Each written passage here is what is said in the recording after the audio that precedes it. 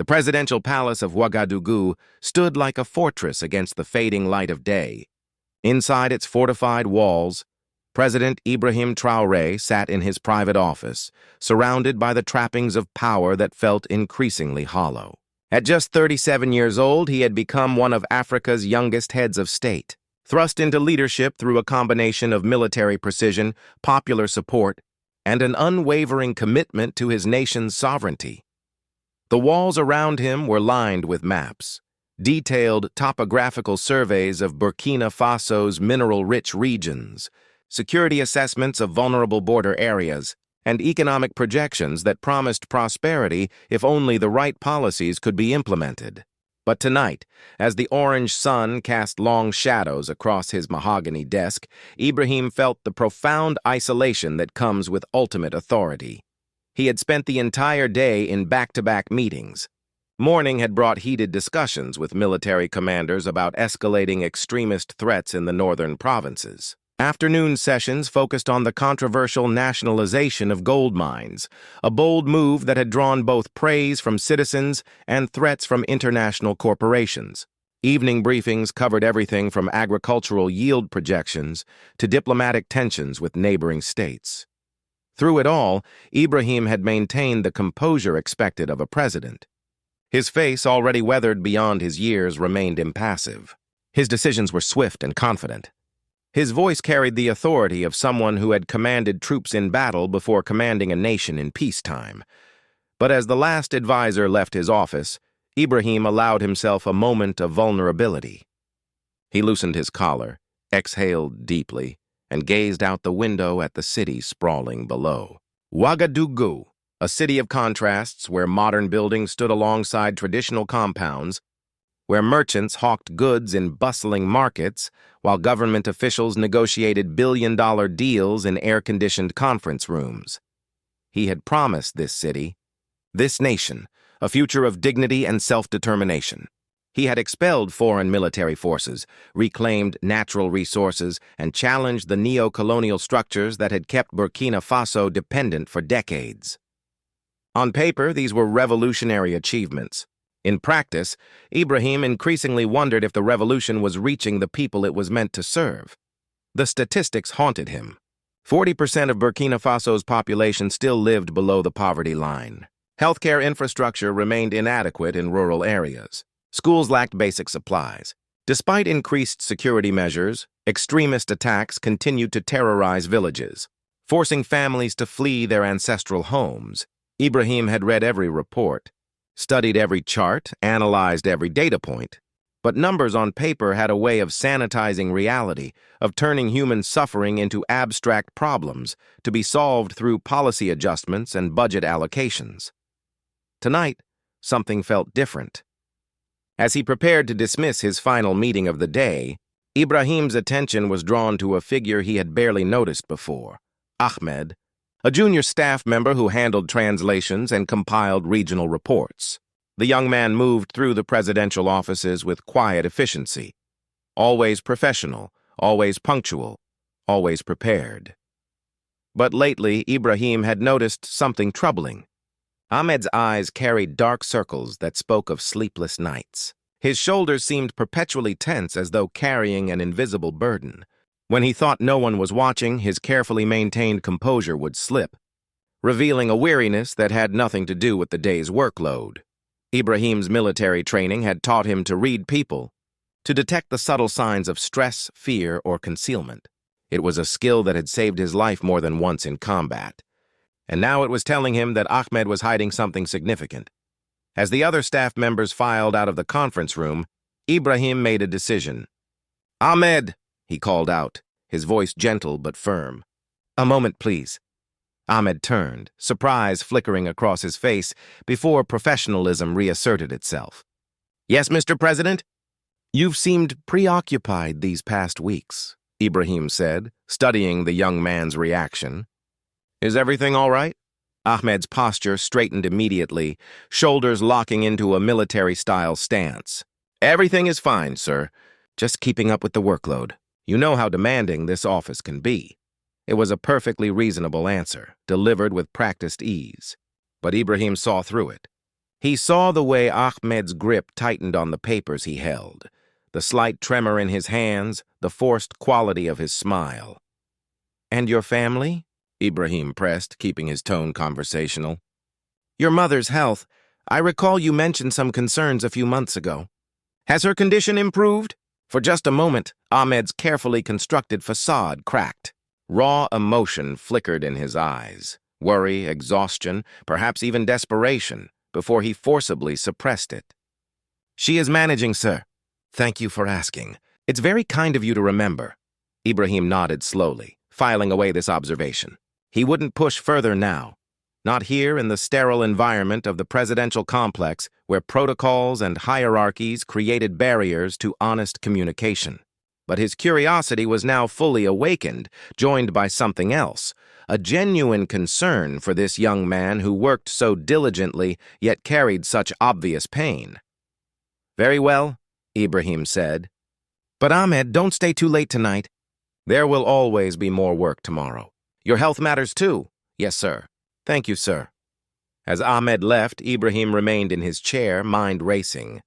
He had built his presidency on principles of sovereignty and self-determination, on bold stands against foreign interference and economic exploitation.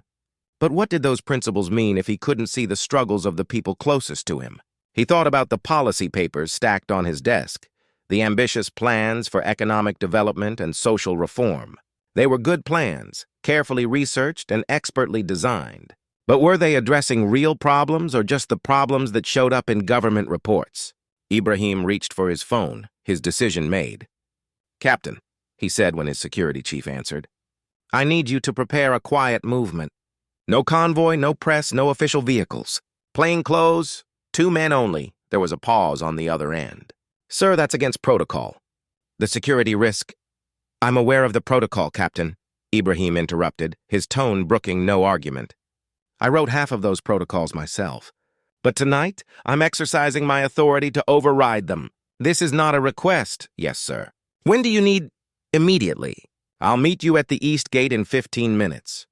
Ibrahim ended the call and stood, moving to the small private chamber adjacent to his office. He changed quickly, shedding the formal attire of a president for simple civilian clothes, worn jeans, a plain button-down shirt, and a cap that would hide his face. When he checked his reflection in the mirror, he barely recognized himself. Good. That was the point. As he made his way to the side exit, Ibrahim felt something he hadn't experienced in months, anticipation mixed with nervousness. He was about to step out of the protective bubble of presidential security and into the real world of Ouagadougou, the world his policies were supposed to improve but which he had barely seen since taking office. Through the window, he watched Ahmed exit the compound, walking with that slight hunch in his shoulders that spoke of chronic exhaustion. The young man paused at the gate, exchanged a few words with the security guards, then disappeared into the crowded streets beyond. Ibrahim waited 5 minutes, then followed. The streets of Ouagadougou at dusk were a symphony of controlled chaos.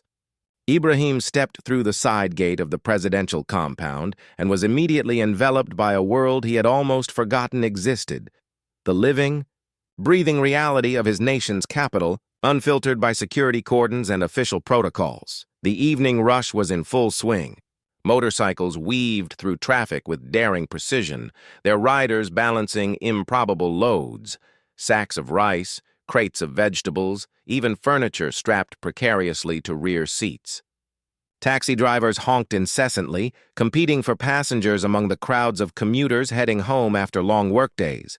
Street vendors called out their wares in a mixture of French, Moray, and Dioula, their voices rising above the general cacophony. Ibrahim kept his cap pulled low and his pace measured, blending into the foot traffic. His 2 security officers followed at a discreet distance, dressed as ordinary citizens but maintaining professional vigilance. They had argued against this expedition, citing dozens of legitimate security concerns, but Ibrahim's mind was made up.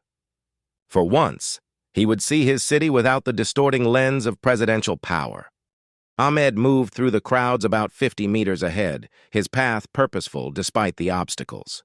Ibrahim watched as the young man navigated the streets with the ease of long familiarity, dodging a water seller's cart here, exchanging a quick greeting with a shop owner there, waiting patiently as a group of schoolchildren crossed his path. The smell of street food filled the air, grilled meat sizzling on makeshift charcoal braziers, fried plantains and atieke being served from large aluminum bowls. Women in colorful fabrics balanced baskets on their heads with grace that defied physics. Elderly men sat outside small shops, sipping tea and engaging in the evening ritual of conversation and debate. This was the Ouagadougou that existed outside government reports and policy documents. This was real life, messy and vibrant and infinitely more complex than any statistics could capture. Ibrahim felt something shift inside him as he walked. For the first time in months, he was not President Traoré, symbol of national sovereignty and revolutionary change. He was just another man on the street, anonymous and unrecognized. The weight of authority that he carried constantly seemed to lift, replaced by a different sensation, the simple act of being present in the moment, unguarded and unscripted. Ahmed turned onto a narrower street where the crowds thinned slightly. The buildings here were older, more weathered. Small shops were closing for the day, owners pulling down metal shutters and securing padlocks. A group of children kicked a worn football through the dust, their laughter cutting through the ambient noise. An elderly woman swept the front of her modest home, pausing to call out greetings to neighbors passing by. Ibrahim maintained his distance, observing Ahmed's interactions with growing fascination. The young man clearly belonged to this neighborhood. People greeted him by name. A shouted, "Ahmed!" from a young vendor, a respectful nod from an older man, a wave from a woman carrying a baby on her back. These weren't the formal, careful interactions Ahmed had at the presidential palace. These were genuine connections, built through shared experience and mutual respect. Ahmed stopped at a wooden fruit stall operated by an elderly woman with kind eyes and work-worn hands. She was arranging the last of her mangoes, trying to make a modest inventory look appealing to late-day customers. When she saw Ahmed, her entire face transformed with joy. She reached out and touched his cheek affectionately, the gesture of a mother or grandmother. Ibrahim positioned himself behind a parked motorcycle, close enough to observe but hidden from view. He watched as Ahmed tried to purchase fruit, pulling crumpled bills from his pocket. The old woman waved his money away with an emphatic gesture. Ahmed insisted, clearly trying to pay fair price. They engaged in what appeared to be a familiar negotiation, him pushing payment toward her pushing it back, both of them smiling despite the underlying tension. Finally, the woman accepted a fraction of what Ahmed had offered, tucking the bills into her wrapper with obvious reluctance. She filled a small plastic bag with mangoes, adding extra despite Ahmed's protests, then pressed the bag into his hands with a few words Ibrahim couldn't quite hear. The interaction lasted less than 2 minutes, but it revealed volumes. Who was helping whom here? Was Ahmed a charitable customer? Or was this elderly woman trying to ease his financial burden while preserving his dignity? Ibrahim suspected it was the latter, which raised troubling questions about Ahmed's economic situation. The cityscape began to change as Ahmed continued his journey. Paved roads gave way to packed dirt paths. Modern concrete buildings were replaced by more traditional structures, compounds with mud brick walls, homes with corrugated tin roofs, yards where chickens scratched in the dust and goats were tethered for the night. This was the Ouagadougou most tourists never saw.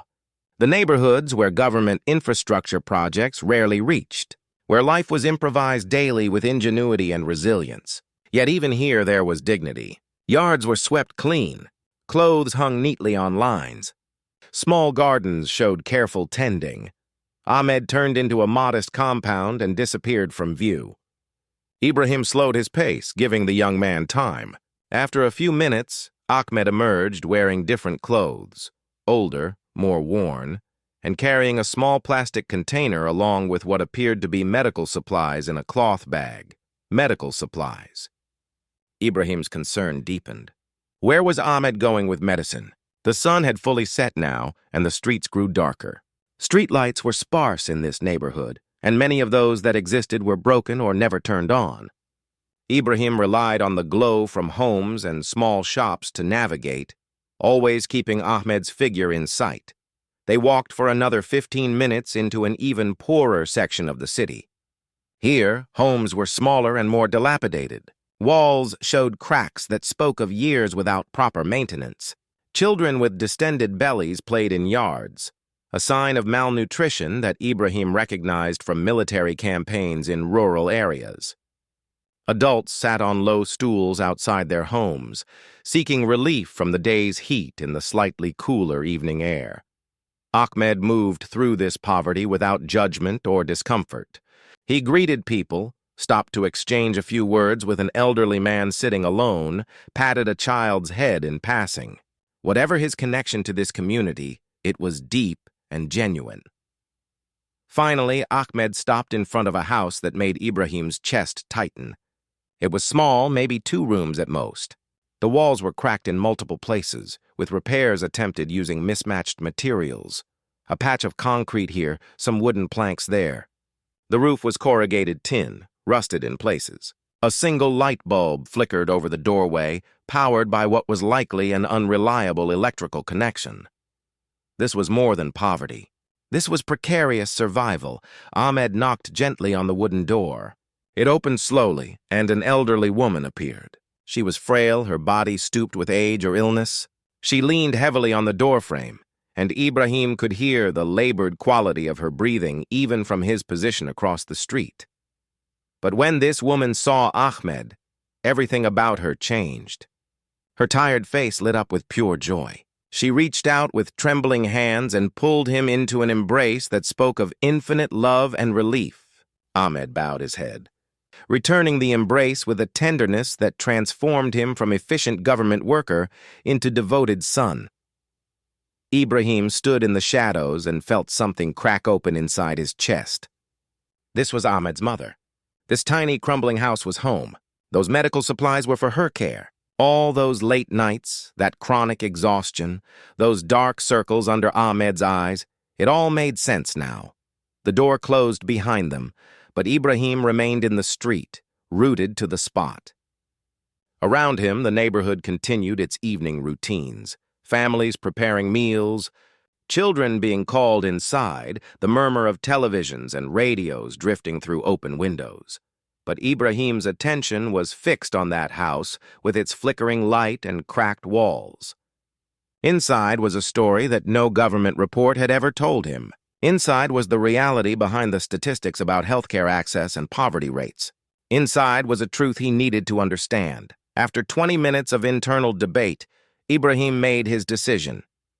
He crossed the street, his 2 security officers tensing behind him, and raised his hand to knock on the door. This moment would change everything. Ahmed's face when he opened the door was a study in shock. His eyes widened, his mouth opened slightly, and for a moment he seemed frozen, unable to process the impossible sight before him, the president of Burkina Faso standing on his mother's doorstep in civilian clothes. "Mr. President," Ahmed finally managed, his voice barely above a whisper. What are you... May I come in, Ahmed?" Ibrahim asked quietly, keeping his tone gentle to minimize the young man's obvious distress. Ahmed stepped aside immediately, his training overriding his confusion. "Of course, sir, please, I apologize for the..." "We weren't expecting..." "I know. That's intentional." The interior of the house was exactly what Ibrahim had expected and somehow worse than he'd imagined. The space was tiny, essentially one room that served as living area, bedroom, and everything else. The concrete floor was swept clean but cracked in places. The walls, though painted, showed water damage and age. A few pieces of furniture, a small table, 2 chairs, a worn couch were arranged with obvious care, creating the illusion of order and dignity despite the poverty. But what dominated the room was a bed, positioned in the main living space for easy access. On that bed lay Ahmed's mother, propped up on pillows, connected to a small oxygen concentrator that hummed quietly in the corner. Medical supplies were neatly organized on a side table: pill bottles, bandages, alcohol swabs, a blood pressure cuff. The smell in the room was a mixture of shea butter, warm rice, and the faint medicinal scent that always accompanied chronic illness. It was clean, though, meticulously so. Whatever challenges this family faced, they maintained their dignity through cleanliness and order.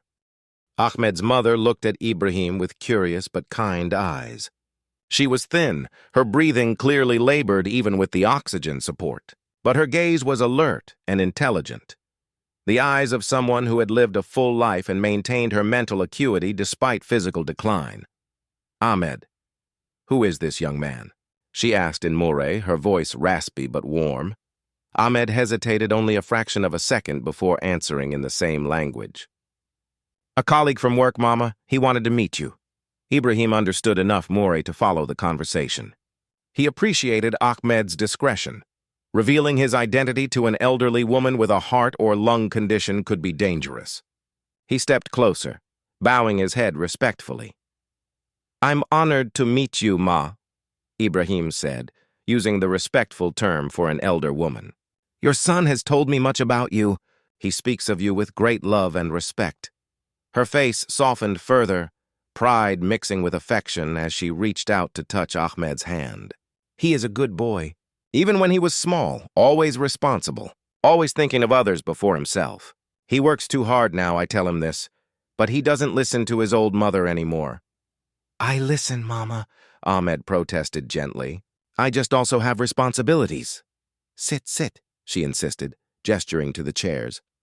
"We don't have much to offer, but you are welcome in our home. Any friend of my son is family here."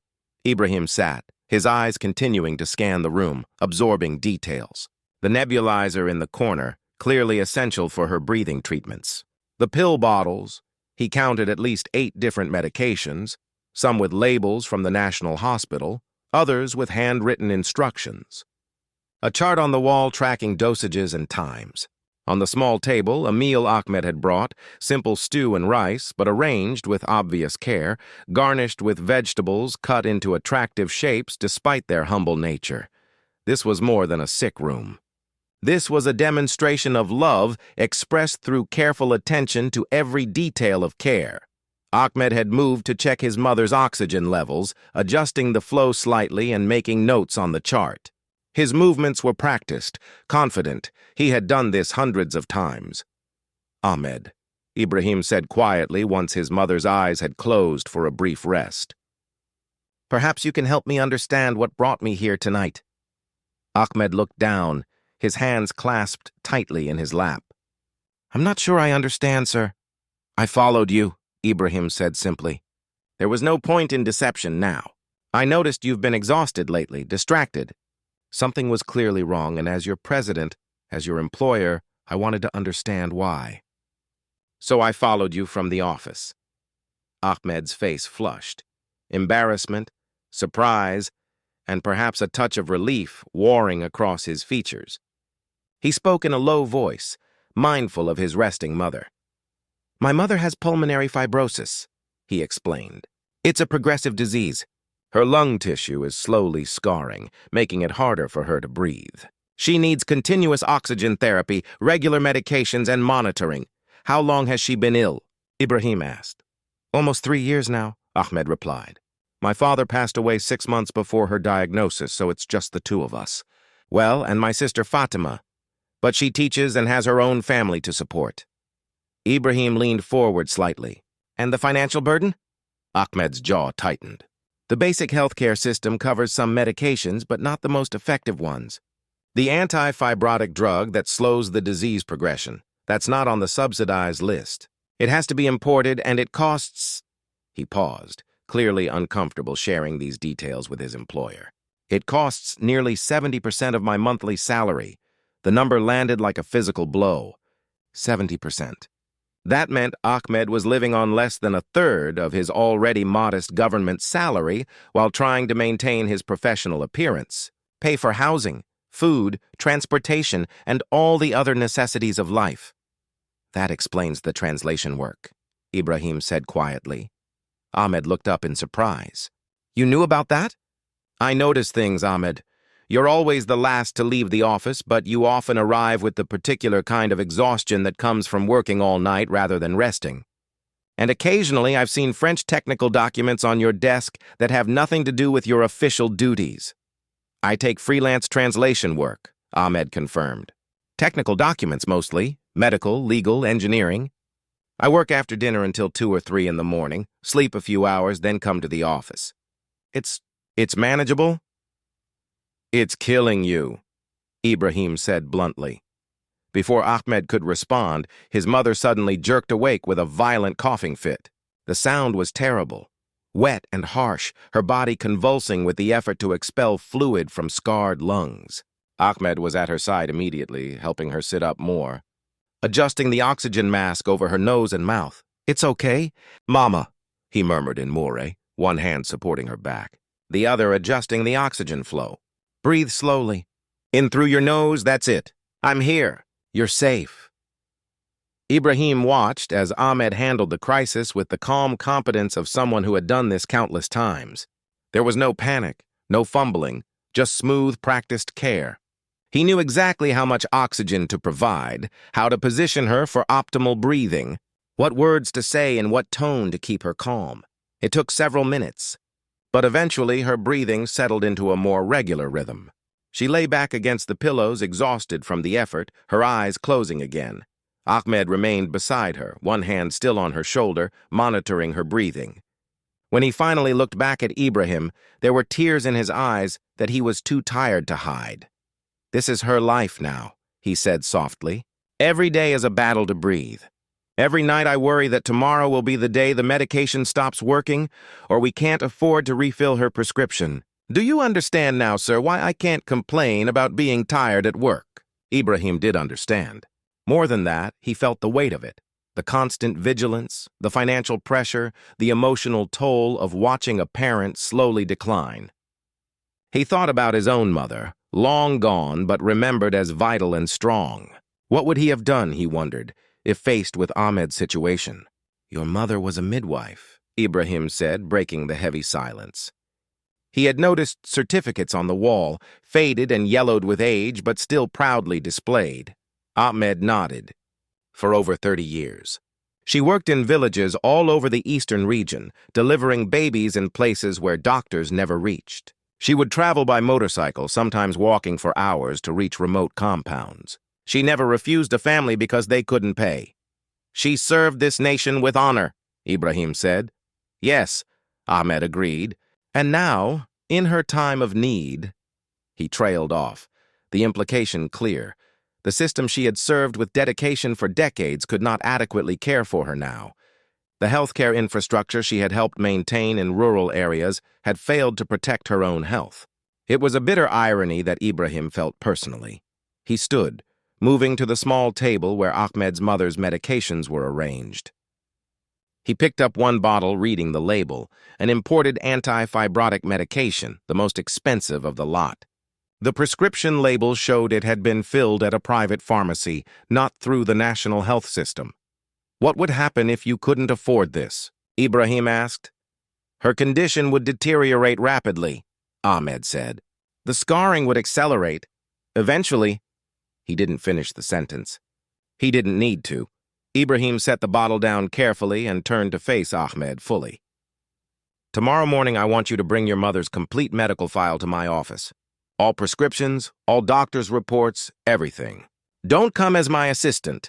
Come as a concerned son, and I will receive you as a president who has been ignorant of his own people's struggles." Ahmed started to protest. "Sir, I can't ask for special treatment." "You're not asking," Ibrahim interrupted firmly. "I'm offering. Not because you work for me, but because your situation represents thousands of others I've been blind to. If a woman who dedicated her life to serving this country's most vulnerable citizens cannot access the care she needs, then our system is fundamentally broken." He paused, then added, "But beyond your mother's immediate needs, I have another request. Tomorrow I want you to prepare a different kind of report for me. Not the usual summaries of government documents and official statistics. I want your report. What you see, what you experience, what you know from living these realities rather than reading about them in briefings." Ahmed stared at him. "Sir, I'm not qualified to—" "You're the most qualified person in my office," Ibrahim cut in. You understand both worlds, the villages where your family comes from and the capital where policy is made.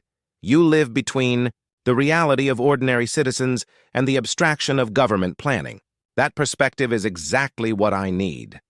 A knock at the door interrupted them. One of Ibrahim's security officers stepped inside, his expression apologetic but firm. "Sir, we've been here nearly an hour. We really must return." Ibrahim nodded, then turned back to Ahmed. "We'll continue this conversation tomorrow. And Ahmed, your mother's prescription, make sure you bring it. There may be ways to include her medication in the National Specialized Care Program. It will require some bureaucratic maneuvering, but that's what presidents are supposed to do. Make the system work for the people, not the other way around." Ahmed's eyes widened with something Ibrahim recognized as hope, cautious and tentative, but alive. "Thank you, sir," he said, his voice thick with emotion. "Not just for my mother. Thank you for seeing us." Ibrahim placed a hand briefly on Ahmed's shoulder. "I should thank you for reminding me what leadership is supposed to see. People before policies, faces before statistics, real lives before abstract principles." As Ibrahim prepared to leave, he looked once more at Ahmed's mother, sleeping fitfully, on her makeshift hospital bed in what should have been a comfortable living room. Tomorrow, he would begin the work of systemic change. But tonight, he would carry this image with him, a reminder of what was at stake in every policy decision, every budget allocation, every governmental reform. This was not about politics. It was about human dignity, and he had nearly forgotten that while sitting in his air-conditioned offices, surrounded by reports and briefings that sanitized suffering into statistics. The night air was cool when Ibrahim finally stepped outside. His security team was visibly relieved to have him back in their custody, but Ibrahim barely noticed their tension. His mind was already racing ahead to tomorrow, to the conversations he would need to have, the systems he would need to challenge, the changes he would need to implement. But more than that, he was thinking about a son who worked 3 jobs to keep his mother breathing, about an elderly midwife who had served her nation for 3 decades and now struggled for every breath, about the thousands of other families, facing similar battles in silence while their government remained ignorant of their struggles. As the unmarked vehicle pulled away from Ahmed's neighborhood, Ibrahim looked back at the house with its flickering light and cracked walls. In that humble space, he had discovered something no military campaign or political negotiation had ever taught him: the true meaning of service, of sacrifice, of love that endures despite impossible circumstances. Tomorrow, the real work would begin. Tonight, he had simply learned to see. Ibrahim arrived at his office before dawn, unable to sleep after the previous night's revelation. The presidential complex was quiet at this hour, only security personnel and essential staff moving through the corridors. He made coffee in his private room, strong and black, the way he'd learned to drink it during long military operations, and settled at his desk as the first light began to break over Ouagadougou. The reports he had been reviewing the previous day still sat in neat stacks, their data points and projections suddenly seeming hollow and disconnected from reality. Healthcare access rates, economic growth indicators, infrastructure development metrics, all the numbers that governments use to measure progress and claim success. But what did any of it mean if someone like Ahmed's mother, a woman who had dedicated her life to public service, couldn't access basic medications? What good were economic growth statistics if 70% of a government worker's salary went to keeping his parent alive? Ibrahim opened his laptop and began making notes, his fingers flying across the keyboard as ideas and questions poured out. Healthcare system gaps. Why are life-saving medications not on the subsidized list? What is the approval process for adding new drugs? Who makes these decisions and based on what criteria? How many families face similar situations? What percentage of citizens' income goes to healthcare costs?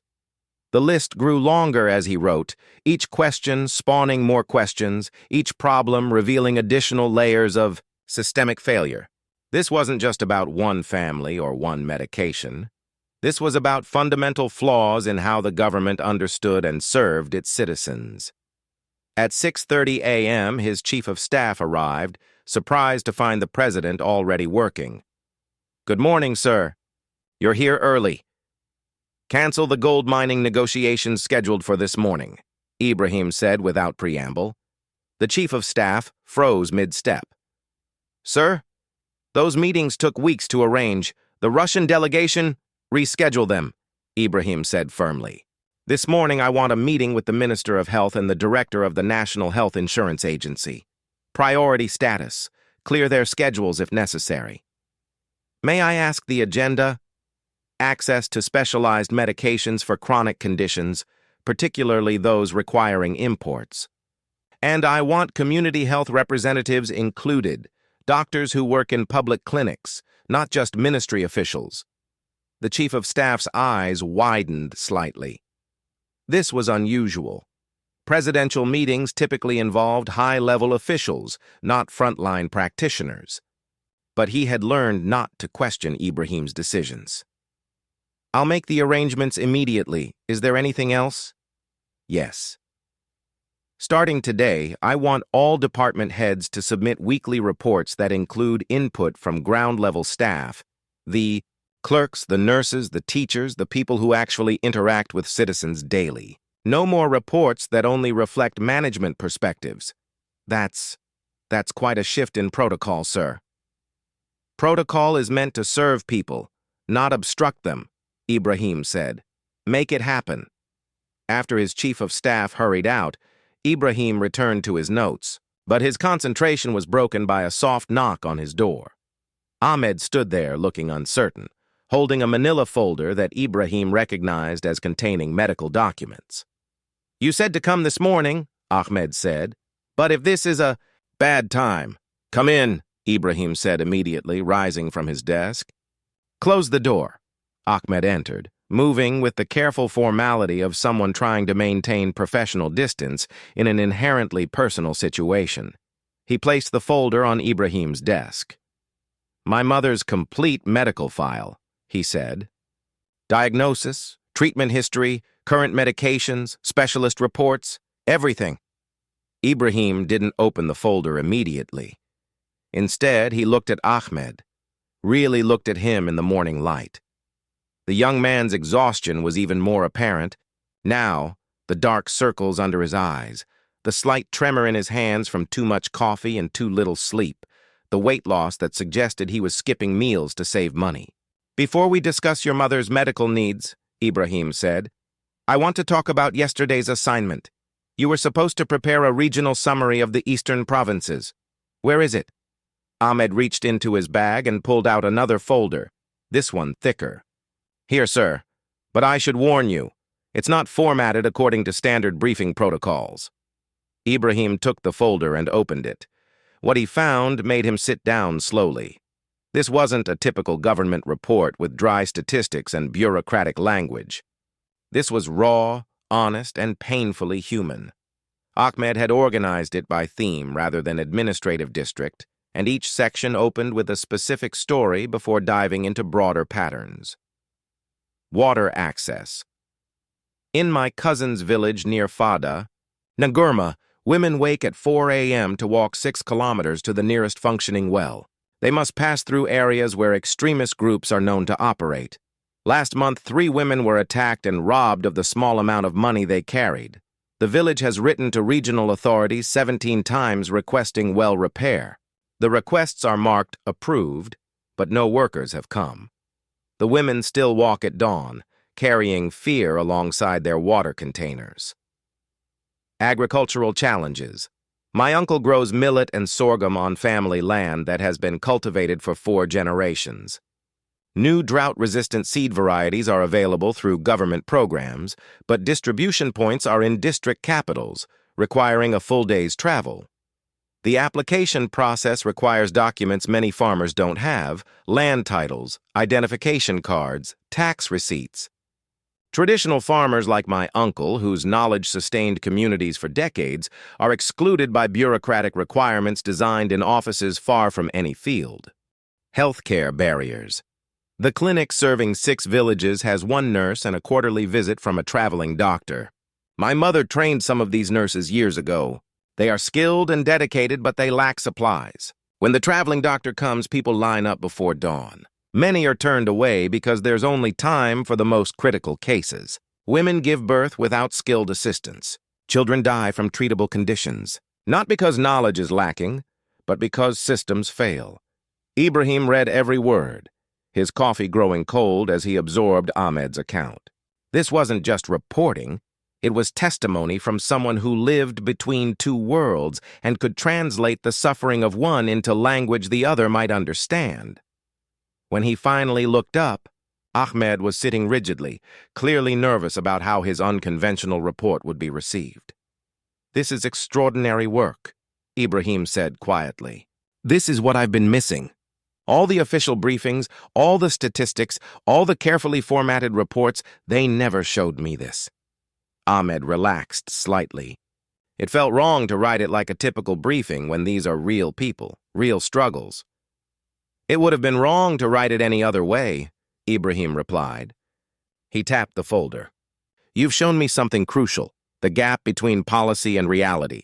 We create programs in the capital, congratulate ourselves on our progressive thinking, and assume the benefits reach the people. But between the policy and the person stands a maze of bureaucracy, distance, and systemic barriers we never considered." He stood and walked to the window, looking out over the city. "Your mother is a perfect example. She served this nation for 3 decades as a midwife. She brought hundreds, maybe thousands of babies safely into this world. She went where doctors wouldn't go, worked for families who couldn't pay, embodied exactly the kind of public service we claim to honor. And now, when she needs the nation to serve her, our system fails."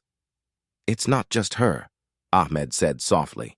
"There are thousands like her, people who did everything right, who worked hard, who contributed to their communities. They're not asking for charity. They just want access to care they've earned." Ibrahim turned back to face him. "Then we'll change the system. That's why I've called this morning's meeting. But I want you there." Ahmed's eyes widened. "Sir, I'm not qualified to address the health minister. You're the most qualified person in this building," Ibrahim interrupted. "You understand the problem from the inside. You've navigated the bureaucracy, felt its failures personally. That's not a disadvantage, it's essential perspective." A message buzzed on Ibrahim's phone. "The minister has arrived early," he read. "She's waiting in the conference room." Ibrahim picked up both folders, the medical file and Ahmed's regional report. "Come. Today we start turning perspective into policy." Minister Salamata Ouagadougou was known throughout Burkina Faso as a formidable administrator. A physician by training, she had risen through the ranks of the Ministry of Health through a combination of medical expertise and bureaucratic skill. She ran her department with precision, met budget targets, and maintained good relationships with international health organizations. By conventional measures, she was an excellent minister. When Ibrahim entered the conference room with Ahmed at his side, Salamata stood and offered a respectful greeting. Her eyes flicked to Ahmed with mild curiosity. Junior staff didn't typically attend ministerial meetings, but she said nothing. Also present were Dr. Boukari Ouedraogo, director of the National Health Insurance Agency, and Dr. Adama Compaoré, a representative from the National Hospital whom Ibrahim had specifically requested. "Thank you all for coming on short notice," Ibrahim began, taking his seat at the head of the table. "I'll be direct about why we're here. Last night, I discovered that a citizen of this country, a woman who served as a midwife for over 30 years, cannot access medication that could significantly improve her quality of life and extend her time with her family. This medication exists, it's proven effective, but it's not covered by our healthcare system because of bureaucratic barriers. I want to understand why, and I want to know what we're going to do about it." He slid Ahmed's mother's medical file across the table to Minister Ouagadougou. "This is the case I'm referring to. Please review it." Salamata opened the folder, her professional mask firmly in place as she scanned the documents. "Pulmonary fibrosis," she said after a moment. "Progressive condition, difficult to treat. The primary medication here is—" She paused, recognizing the name. "Nintedanib.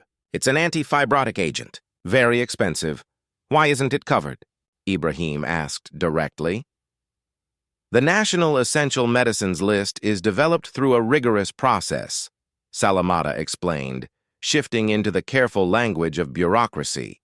We evaluate medications based on several criteria: efficacy, safety, cost-effectiveness, and disease burden. We have limited funds for pharmaceutical imports, so we must prioritize medicines that will benefit the largest number of patients. How many people in Burkina Faso suffer from pulmonary fibrosis? Ibrahim asked. Salamata glanced at Dr. Ouagadougou, who consulted a tablet. We don't have exact numbers, the director admitted. It's not a disease we specifically track in our national health surveys. Based on international prevalence rates, we might estimate several thousand cases, but many probably go undiagnosed in rural areas. Several thousand families, Ibrahim said quietly. Several thousand people watching their loved ones slowly suffocate. But because we don't track them specifically, they don't count as a priority. The room grew uncomfortable. Salamata straightened in her chair. Mr. President, I understand this seems callous, but we must make difficult choices. The budget for specialized medications is finite. If we add every expensive drug to the subsidized list, the entire system becomes unsustainable. I'm not asking you to add every drug, Ibrahim replied. I'm asking you to reconsider how you make these decisions. Who sits on the committee that evaluates which medicines get included? Medical professionals, pharmacologists, health economists, and ministry administrators, Salamata said. Any patients? Any people who actually depend on these medications for survival? Silence. Any frontline healthcare workers who see the daily impact of these decisions? More silence. Ibrahim let the moment stretch before continuing. That's the problem. The people most affected by these decisions have no voice in making them. The system is designed by administrators for administrators. And somewhere in all that careful planning, we've lost sight of the human beings we're supposed to serve. He turned to Ahmed. Tell them about your mother. Ahmed hesitated, clearly uncomfortable being put on the spot. But he took a breath and spoke. My mother worked as a midwife for 33 years, he began, his voice quiet but steady. She delivered babies in villages where no doctors would go. She taught community health workers, trained traditional birth attendants, and traveled by motorcycle through dangerous areas because women needed her. His voice grew stronger as he continued. When she became ill 3 years ago, she tried to access treatment through the public health system. But the medications that actually work, the ones that slow the disease and give patients more time, those weren't available. The doctors at the National Hospital were apologetic. They explained the budget constraints, the prioritization process, all the reasons why my mother didn't qualify for the care she needed. Ahmed looked directly at Minister Ouagadougou. So I work 3 jobs.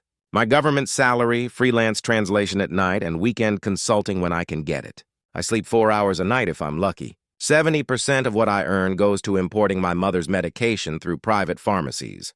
And I'm fortunate I have education, language skills, connections in the capital. What about families in rural areas who don't have these advantages? What happens to their mothers, their fathers, their children? The minister's professional mask had cracked. She was looking at Ahmed with something approaching distress. I didn't know, she said quietly. That's exactly the problem, Ibrahim said, his voice firm but not unkind. You didn't know because the system doesn't require you to know. You see statistics and budget lines. You don't see Ahmed staying awake until 3 a.m. translating technical documents. You don't see his mother struggling to breathe. You don't see the impossible choices families make between medication and food, between treatment and rent. Dr. Traoré from the National Hospital spoke up for the first time. Mr. President, if I may, this is a widespread problem. I see it every day in the hospital. Families come to us desperate for help, and we have to tell them that the treatments exist but aren't accessible. We write prescriptions knowing patients can't afford to fill them. It's demoralizing for healthcare workers and devastating for families. How often does this happen? Ibrahim asked. Daily, Dr. Traoré said bluntly. Chronic conditions, cancer treatments, specialized medications for rare diseases. The gap between what's medically possible and what's systemically available is enormous. And it's growing as new treatments become available internationally, but never make it onto our essential medicines list. Ibrahim turned back to Salamata. Minister, I'm not criticizing you personally. I understand you inherited a system with severe budget constraints, but I'm telling you now that this system must change. We cannot claim to be building a sovereign, dignified nation while allowing our citizens to suffer from treatable conditions because of bureaucratic inertia. He paused, letting his words sink in, then continued. Here's what I want. First, an immediate review of the current approval process for adding medications to the essential medicines list. I want to know every step, every committee, every barrier that stands between a drug's proven efficacy and its availability to patients. Salamata was taking notes rapidly. Yes, sir. Second, I want patient advocates and frontline healthcare workers added to the evaluation committees. People who understand the human cost of these decisions, not just the fiscal impact. We can arrange that. Third, I want a pilot program for a streamlined approval process for medications treating chronic, life-threatening conditions. If a drug is approved by reputable international health authorities and meets basic safety standards, there should be an expedited pathway to make it available here. Dr. Ouagadougou spoke up. Sir, that would require significant budget increases. Then we'll find the money. Ibrahim cut him off. We're nationalizing gold mines and renegotiating resource contracts precisely so we can fund priorities like healthcare. What's the point of sovereignty if our citizens still suffer? He leaned forward, his voice intense. I want you all to understand something clearly. This isn't just policy reform. This is about the fundamental promise we make to our citizens. We ask them to work hard, to pay taxes, to build this nation alongside us. In return, they should be able to expect that when they fall ill, when they need help, their government will be there for them. Ibrahim picked up Ahmed's folder again. This woman delivered babies for 33 years. She went into remote villages during rainy seasons when roads were impassable. She stayed up all night with laboring mothers. She trained younger midwives and taught community health practices that saved countless lives. And now, in her time of need, we're telling her she doesn't qualify for assistance because she doesn't fit neatly into our budget categories. The room was silent except for the sound of air conditioning and the scratching of Salamata's pen on paper. That ends today, Ibrahim said quietly. Minister Ouagadougou, you have 2 weeks to present me with a comprehensive reform proposal. Include cost projections, implementation timelines, and specific mechanisms for patient input in decision-making. Dr. Ouagadougou, work with her on insurance coverage expansion. Dr. Traoré, I want recommendations from the hospital's frontline staff. What do the doctors and nurses who actually treat patients think we should prioritize? He turned to Ahmed, and you will participate in all these meetings. Not as a note-taker, but as a full participant. Your perspective is essential. Ahmed looked overwhelmed. Sir, I'm not sure. You're exactly sure, Ibrahim interrupted gently. You understand both worlds, the policy and the reality. That makes you invaluable. Will you do this? After a moment, Ahmed nodded. Yes, sir. For my mother, for all the families like ours? Good. Ibrahim stood, signaling the meeting's end. But as the others gathered their materials, Salamata approached Ahmed. Your mother was a midwife? She asked. Yes, Minister. In the eastern region? Near Fada and Gourma? That's right. A small, surprised smile crossed Salamata's face. I trained in Fada and Gourma in the 1990s. I was a young medical student doing my rural service rotation. The midwives there taught me more about practical obstetrics than I learned in any classroom. We may have crossed paths. Ahmed's expression softened. She would have been there then. She always said teaching young doctors was part of her duty. Salamata reached into her bag and pulled out a business card. Have her current physician contact my office directly. I can't circumvent the system entirely. We still need to work within budgets and regulations. But there are research protocols and compassionate use programs that might provide access to medications while we work on broader reforms. I should have been doing this already. Thank you, Minister, Ahmed said, accepting the card with obvious emotion. After everyone had left, Ibrahim and Ahmed stood alone in the conference room. Through the windows, Ouagadougou was coming fully awake, traffic building, markets opening, the city's daily rhythm establishing itself. Thank you, sir, Ahmed said quietly. Not just for my mother. Thank you for hearing us, for seeing us. Ibrahim placed a hand on the young man's shoulder. You reminded me what leadership is supposed to see. People before policies, faces before statistics, real lives before abstract principles.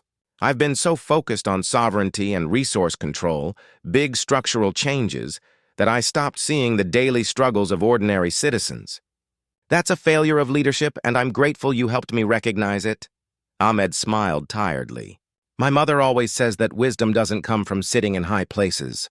It comes from walking beside people in low places. Your mother is very wise, Ibrahim said. Get some rest today. You look exhausted. And Ahmed, from now on, no more working until 3 a.m. unless it's absolutely necessary. Your health matters too. I'll try, sir. As Ahmed left, Ibrahim returned to the window. The city stretched before him, hundreds of thousands of people pursuing their lives, each carrying their own struggles and hopes. How many of them were like Ahmed, working impossible hours to care for sick family members? How many were like Ahmed's mother, who had served their nation faithfully only to find that service unreturned in their time of need? The work ahead was enormous, but for the first time in months, Ibrahim felt like he was finally working on the right problems. Not abstractions, not geopolitical maneuvering, but real issues affecting real people. His phone buzzed with a message from his chief of staff. Russian mining delegation is asking about rescheduling. They're quite insistent, Ibrahim typed back. Tell them we'll meet next week. Today we're working on more important priorities. Word of the morning's meeting spread through the presidential complex with the speed of whispered gossip. By midday, everyone from senior advisors to junior clerks had heard some version of the story. The president had followed a staff member home, discovered his family's struggles, and was now demanding major healthcare reforms. The reactions were mixed.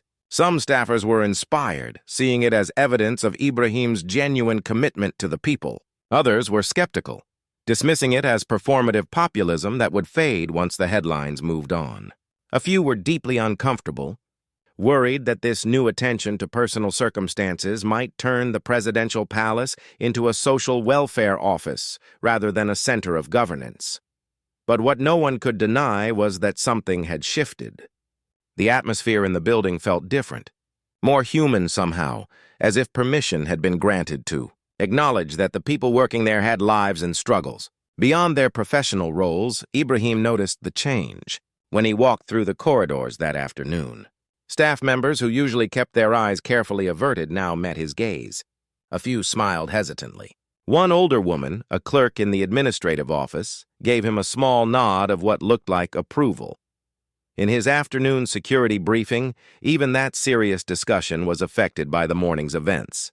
Colonel Ouagadougou, his chief security advisor, presented the usual intelligence on extremist movements and border threats. But at the end of the briefing, he hesitated before speaking.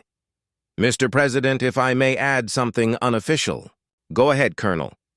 My wife is a nurse at the regional hospital in Ouagadougou, Ouagadougou said. She's worked there for 15 years. Last night when I came home, she told me about a patient, a young man with kidney failure who needs dialysis. The family sold their land to pay for treatments, but they've run out of money. The man is 28 years old, newly married. The hospital staff knows he'll die without continued treatment. But there's no system to help him, the colonel paused, clearly uncomfortable with revealing personal information in a professional setting. I'm not asking for special intervention. But I wanted you to know that what Ahmed described this morning, it's not an isolated case. Healthcare workers see these tragedies constantly. It affects them.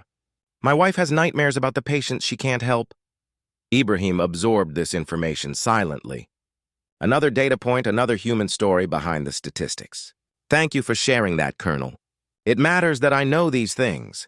The security briefing had never included such personal revelations before. But Ibrahim realized that by opening up about Ahmed's situation, he had inadvertently created space for others to share their own experiences. Later that afternoon, Ibrahim's secretary knocked on his door. Mariam was an older woman who had worked in the presidential palace for over 20 years. Surviving multiple changes in leadership through professional competence and careful political neutrality. Mr. President, I'm sorry to interrupt, but several staff members have asked if they might submit personal reports, like the one Ahmed prepared about the eastern region. They want to share observations from their home areas. Ibrahim looked up from the document he'd been reviewing. Personal reports? Yes, sir. After word spread about Ahmed's briefing this morning, people started talking about their own experiences. One of the drivers is from a village near the Malian border where water shortages are severe. A secretary's family in Bobo Dioulasso has been affected by flooding. They want to contribute what they know if you're interested. This was unexpected. Ibrahim had asked Ahmed for a unique report based on his specific situation, but he hadn't considered that others might want to do the same. Yet it made perfect sense. Of course, the people working in the palace had valuable knowledge about conditions throughout Burkina Faso. He had simply never asked for it before. Tell them yes, Ibrahim said. I want these reports. Make it optional. No one should feel pressured, but anyone who wants to share their observations is welcome to do so. 1 or 2 pages maximum. Focus on real conditions, real challenges, real people. Not policy recommendations or political statements, just honest accounts of what they see and experience. I'll spread the word, sir. And Mariam? Ibrahim added as she turned to leave. Thank you for all these years of service. I don't think I've said that enough. She smiled, surprised. You're welcome, Mr. President. It's been an honor. After she left, Ibrahim sat back in his chair, contemplating this unexpected development. He had set out last night to understand one person's struggle. He was beginning to realize he had opened a door to understanding his entire nation more deeply. His phone rang. His chief of staff with urgent news. Sir, the Minister of Health is asking for an emergency meeting tomorrow morning. She says she's identified several immediate reforms that could be implemented within existing budget frameworks. That was fast, Ibrahim said, impressed despite himself. She also wants to bring the head of the National Pharmaceutical Agency and representatives from 3 major teaching hospitals. Approved. Schedule it for first thing tomorrow, and make sure Ahmed is included. Already done, sir. As evening approached, Ibrahim decided to take another walk through the palace grounds, something he rarely did without a specific purpose. In the parking area, he found 2 drivers sitting together, sharing tea and conversation as they waited for their assigned officials to finish work. They jumped up when they saw him approaching. Mr. President! One of them said, clearly startled. Please sit, Ibrahim said, waving them back down. I didn't mean to interrupt. I was just walking. They sat hesitantly, unsure what protocol dictated when the president informally joined their tea break. I understand one of you is from near the Malian border, Ibrahim said. The village with water problems? The older driver nodded. Karangasso, sir. My family has lived there for 6 generations. The wells are drying up. Tell me about it, Ibrahim said, and genuinely meant it. What followed was a 20-minute conversation that taught Ibrahim more about border region water access challenges than any official briefing had. The driver, whose name was Seydou, described how seasonal patterns had changed, how conflict made it dangerous to access traditional water sources, how women now walked dangerous distances to reach functioning wells, how this affected farming and livestock. Have you reported these problems through official channels? Ibrahim asked. Seydou gave a wry smile. Sir, who would I report to? And who would listen to a driver? The district officials know about the problems, but they say funding for well repair must come from the national level. And the national level? He trailed off diplomatically. The national level is sitting right here, learning that our systems are failing. Ibrahim finished for him. Write it down for me, Seydou. Everything you just told me. Mariam in the executive office can get you the details. I want your report on my desk by the end of the week. The driver looked stunned. Sir, I'm not educated like... Education comes in many forms, Ibrahim interrupted. You've lived the problem. That's the most important education of all. As he walked back to his office, Ibrahim felt something he hadn't experienced in months, energized. Not by grand plans or political victories, but by simple human connection and the possibility of turning that connection into meaningful change. His phone buzzed with a message from Ahmed. My mother asked me to thank you. She says you have a good heart. She will pray for you. Ibrahim smiled and typed back, Tell her I'm the one who should be grateful. She taught me something today that no advisor could. That night, Lying awake in his residence within the palace complex, Ibrahim thought about the journey he had begun the previous evening. Following Ahmed home had been an impulse born from concern and curiosity, but it had set in motion something larger than he had anticipated. For too long, he had governed from a distance, relying on reports and briefings that filtered reality through bureaucratic language. He had confused data with understanding, mistaken policy papers for human experience. But now he was beginning to see differently. Behind every statistic was a story. Behind every policy failure was a real person affected. Behind every number in a healthcare budget was someone like Ahmed's mother, fighting to breathe, or a 28-year-old man with kidney failure, or a woman walking dangerous miles to fetch water. This was leadership as it should be, grounded in human reality, responsive to actual needs, humble enough to learn from anyone who had wisdom to share. The reforms he had set in motion today were just the beginning. There would be resistance. There always was when systems were challenged. Budget analysts would question costs. Officials would defend existing procedures. International advisors might worry about sustainability, but Ibrahim was prepared for that resistance now. Because he had seen Ahmed's face when his mother struggled to breathe. He had felt the weight of 70% of a salary going to medication. He had understood, finally, what was at stake. Tomorrow would bring more meetings, more reports, more complex decisions. But tonight, Ibrahim felt something he hadn't felt in months. Connected to the people he led, grounded in their reality, prepared to fight for their dignity. The revolution, he was learning, wasn't just about sovereignty and resource control. It was about making sure that a midwife could breathe, a son could sleep, a family could survive without impossible choices. That was the revolution that mattered. And it began with one quiet act, following someone home and opening his eyes to what he had been missing. The healthcare reform meeting began at 7 a.m. sharp. Minister Salamata Ouagadougou arrived with 3 thick binders and a visible sense of urgency. She had spent the entire previous day and most of the night assembling what she called Phase 1 reforms, changes that could be implemented immediately within existing legal and budget frameworks. Also, present were Dr. Ouagadougou from the insurance agency, Dr. Compaoré from the National Hospital, Dr. Ibrahim Traoré, no relation to the president, who directed the pharmaceutical supply chain, and Ahmed, who sat at the table rather than along the wall where staff typically positioned themselves. Mr. President, colleagues, Salamata began, opening her first binder. Yesterday's conversation forced me to confront something I've known but haven't adequately addressed: the gap between medical possibility and systemic accessibility. I stayed at my office until midnight reviewing our current processes and consulting with specialists. What I found was both encouraging and troubling. She distributed single-page summaries to everyone at the table. The encouraging part: we have more flexibility than I realized. There are existing mechanisms we're not fully utilizing.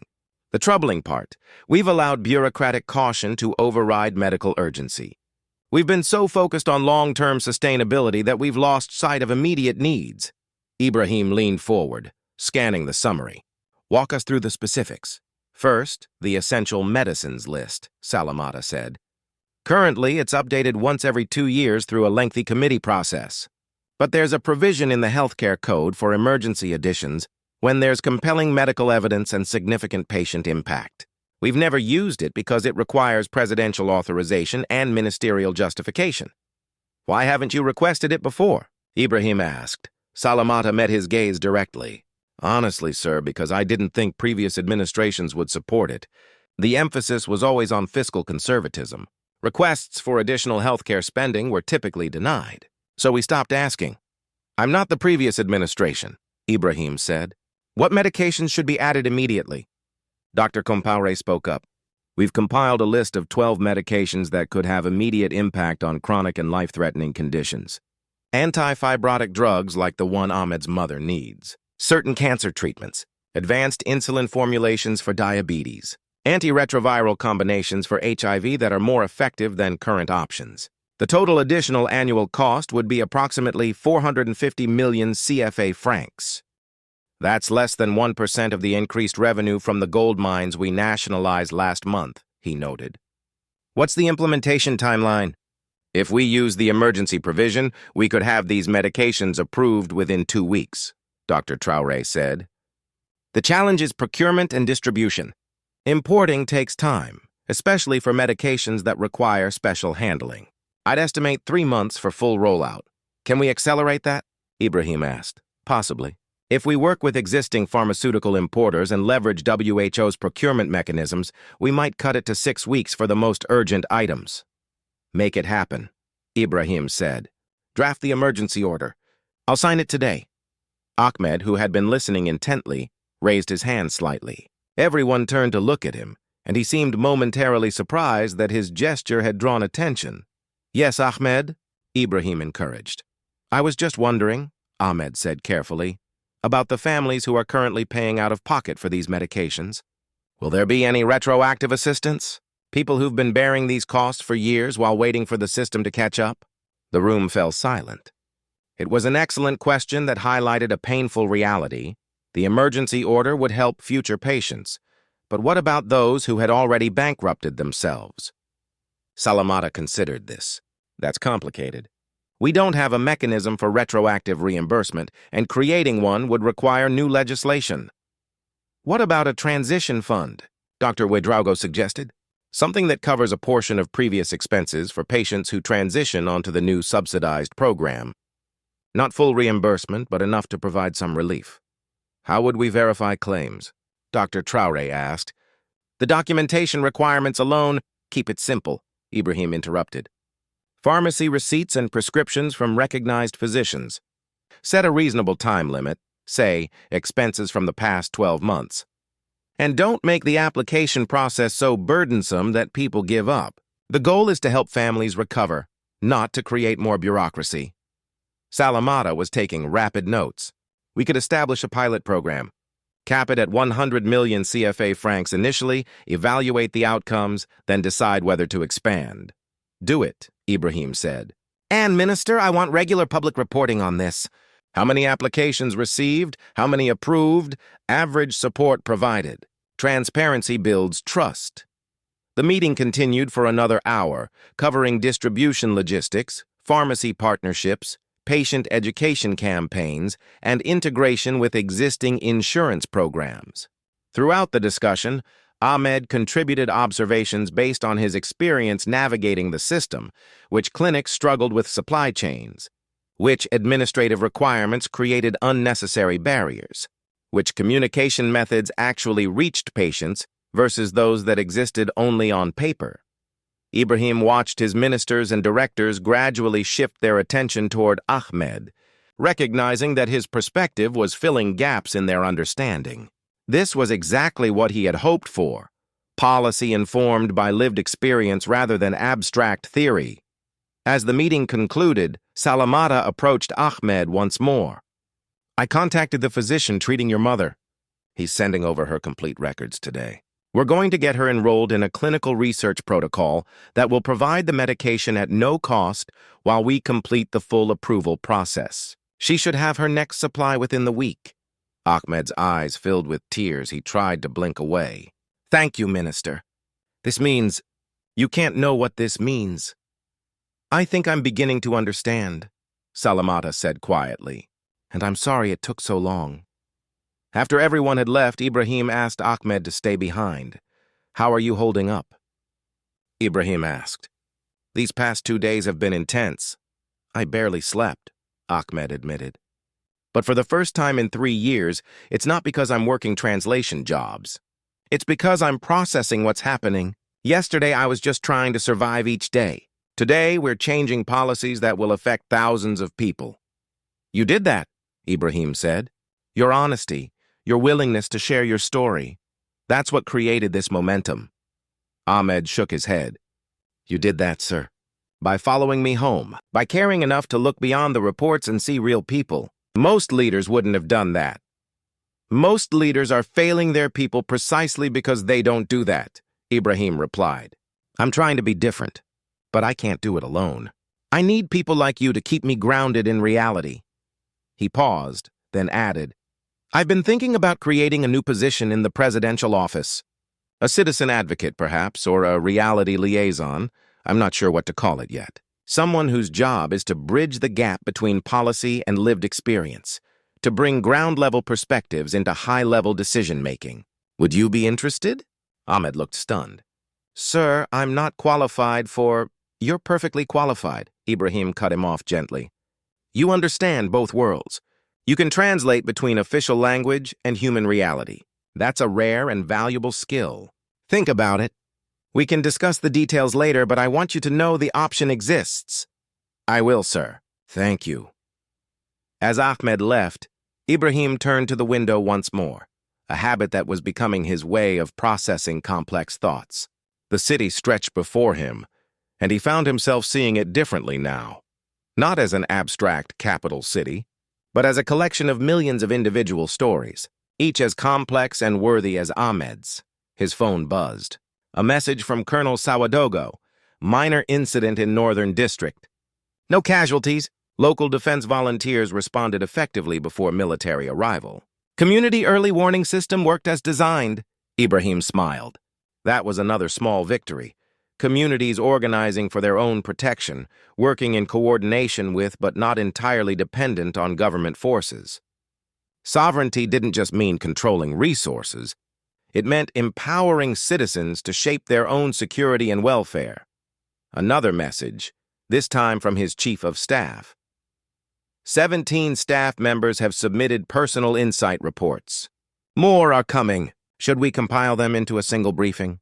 No, Ibrahim typed back. I want to read each one individually. Send them to me as they arrive. The third message made him laugh out loud. It was from Mariam. Mr. President, the palace is buzzing. People are calling this the Ahmed effect. Half the staff is inspired. The other half thinks we've turned the presidential complex into a therapy session. Either way, something has definitely changed. Ibrahim typed back, good, it needed to change. We're supposed to serve the people, not hide from them. That evening, Ibrahim forced himself to leave the office at a reasonable hour, something he rarely did. But tonight he wanted to think, to process everything that had happened in the past 48 hours. He drove himself, waving off his security detail except for one discreet follow vehicle. He headed not toward the presidential residence, but toward the neighborhood where Ahmed's mother lived. He didn't go to the house. That would have been intrusive. But he parked a few blocks away and walked through the area as evening settled in. The same scenes from 2 nights ago. Children playing football in the dust. Women preparing evening meals, men gathering for conversation. Street vendors packing up their goods. But now Ibrahim saw it all differently. Each person he passed had a story as complex as Ahmed's. Each household faced its own struggles and celebrated its own small victories. The grandmother, sitting on a low stool, slowly stirring a pot over a charcoal fire, did she have health problems? Were her medications accessible? The young man limping slightly as he carried water buckets. Was that an old injury that had never been properly treated? The teenage girl studying by candlelight in a doorway. Did her school have textbooks? A safe building? Qualified teachers? These were not rhetorical questions. They were the questions he needed to answer with policy, with budget allocations, with systemic reform. But first, he needed to see them as real questions attached to real people, not just items on an administrative checklist. An elderly man on the street noticed him and called out a greeting. "Good evening, young man." Ibrahim returned the greeting, grateful for the darkness that hid his identity. "You're not from this neighborhood," the old man observed. "Are you lost?" "No, grandfather," Ibrahim said respectfully. "Just walking. Thinking." "Good place for thinking," the man said, gesturing to a low wall where he'd been sitting. "Sit with me a moment." "These old bones appreciate company," Ibrahim sat, maintaining his anonymity. "You've lived here long?" "All my life," the man said. 68 years in Ouagadougou. I've seen many changes. Some good, some less good. Right now, I think maybe we're heading toward good changes again." "What makes you say that?" The old man smiled, revealing gaps where teeth used to be. "I hear things. My grandson works at the presidential palace, cleaning staff. He says the president actually cares now. Not just about big political things, but about ordinary people. Is it true, do you think? Or just more promises? Ibrahim chose his words carefully. I think some leaders start out disconnected from their people. Not because they're bad, but because the system creates distance. Maybe this president is trying to close that distance.